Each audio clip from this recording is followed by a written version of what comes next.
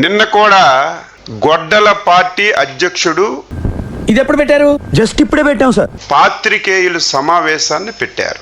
పోలా అదిరిపోలా దాదాపుగా 2 గంటల 35 నిమిషాలు పెట్టాడు.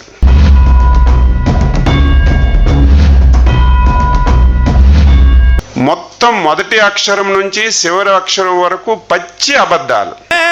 ఏం మాట్లాడతాడు నువ్వు? ఏం మాట్లాడతాడు నువ్వు? రెస్పెక్ట్ అంటే రెస్పెక్ట్.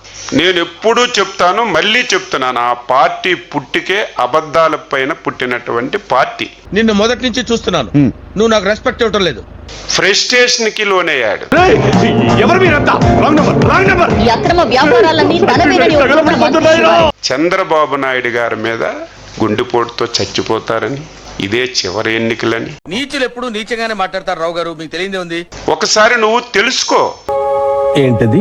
చంద్రబాబు నాయుడు గారు 76 సంవత్సరాల ఏజ్లో 26 సంవత్సరాల కుర్రవాడిలాగా పనిచేసి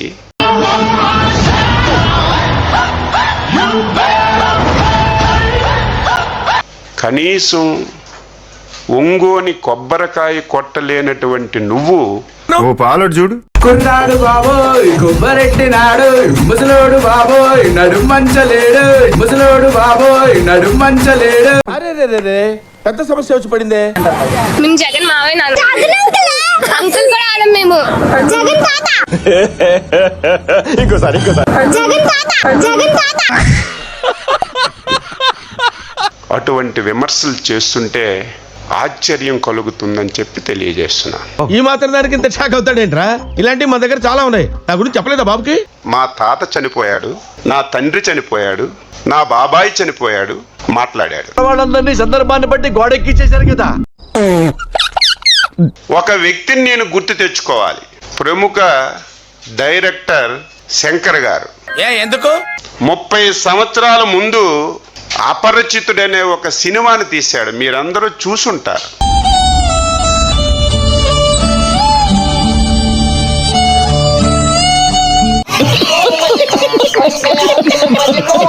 ఇలాంటి వ్యక్తులు పుడతారని చెప్పి 30 సంవత్సరాల ముందే గ్రహించి సినిమా తీసినటువంటి శంకర్ గారికి ఈ సందర్భంగా నేను అభినందిస్తున్నాను.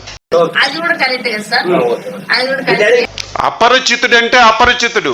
నిన్న చూస్తే మాకు నేర్పించింది రాజకీయాలు ఎలా చేయాలని మాకు నాన్న నేర్పించింది. హత్యలు చేయమని కాదు. ఎన్టీఆర్ని చూశాను, ఏఎన్ఆర్ని చూశాను, అమితాబ్ని చూశాను, కమల్ని చూశాను, కానీ నీలాంటి నటుడిని చూడలేదురా. నోట్లో వేలు పెట్టినా కొరకలేనటువంటి అమాయకుడుగా, నోట్లో ఎలు పెట్టినా కొరకలేవే అనేవాడు మా నాయన. కానీ వేలు పెట్టా ఇక్కడ దాకా కట్టు అమ్మా. నిన్న జగన్మోహన్ రెడ్డి ప్రెస్ మీట్ ఒక అందుకు మంచిదే.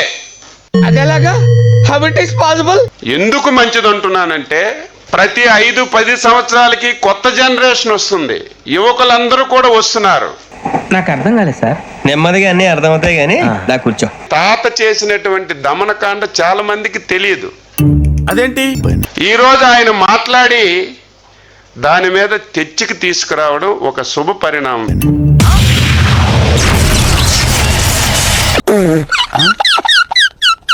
అది తెలిసి మాట్లాడావా తెలియక మాట్లాడావా నాకు అర్థం కాదు.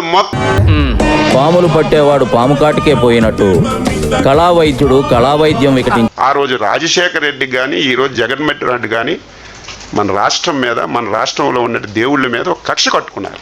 నాకు శాల్వా కప్పాల్సింది పోయి, నన్ను పొగడాల్సింది పోయి, ఇంకా అవార్డు ఏదైనా ఉంటే నాకు ఇవ్వాల్సింది పోయి. ఏంది మాటలు?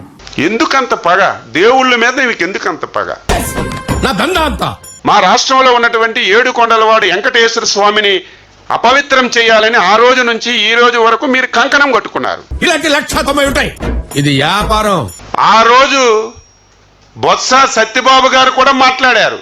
ఓహో, నేను మాట్లాడితే ఆయన ఏడ్చాడు. ఎందుకు ఏడ్చాడో నాకు ఈ రోజుకి అర్థం కావడం లేదు. మీరేం యాక్షన్ తీసుకోరే?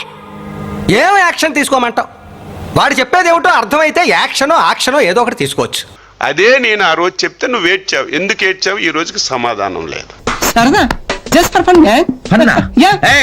వివేకానంద రెడ్డి హత్య జగమరిగిన సత్యం. ఈ పార్ట్ మీరు సరిగా ప్లానింగ్ చేసుకోలేదా మీరిద్దరు? బిగినర్స్ మిస్టేక్స్ ఇవన్నీ. చిన్న పిల్లవాడు గాఢ నిద్రలో ఉండి ఒక్కసారి లేపి వివేకానంద రెడ్డి ఎలాగ చనిపోయాడంటే, జగన్ మామయ్య ఊహిస్తేనే భయంకరంగా ఉంది. జగన్మోహన్ రెడ్డి గొడ్డలతో నరికి నరికి క్రూరంగా చంపారని ప్రతి ఒక్కరూ చెప్తారు.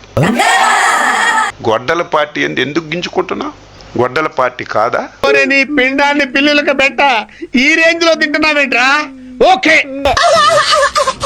తండ్రిని వదలడు, బాబాయిని వదలడు, తల్లిని వదలడు, చెల్లిని వదలడు, చివరికి నీకు ఈ స్థాయికి తీసుకొచ్చినటువంటి కార్యకర్తలను కూడా కట్టెలు కలిసి వస్తాయని కన్న తరిసేవాని పక్కోడు కాస్త మీద కలిసే తినాయాలా అదే కదండి మీ ఉద్దేశం.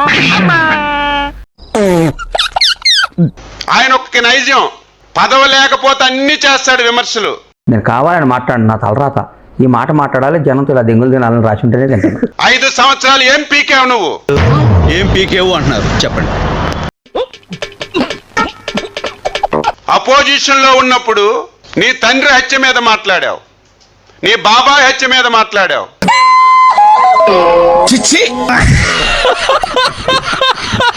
ఇష్టానుసారంగా మాట్లాడుతున్నాడు. వంగవీటి రంగా గారిని చంపిన దాంట్లో చంద్రబాబు నాయుడు ఉన్నాడని. చంద్రబాబు నాయుడు దయ వల్ల బతికిపోయావరా. Like, share and subscribe to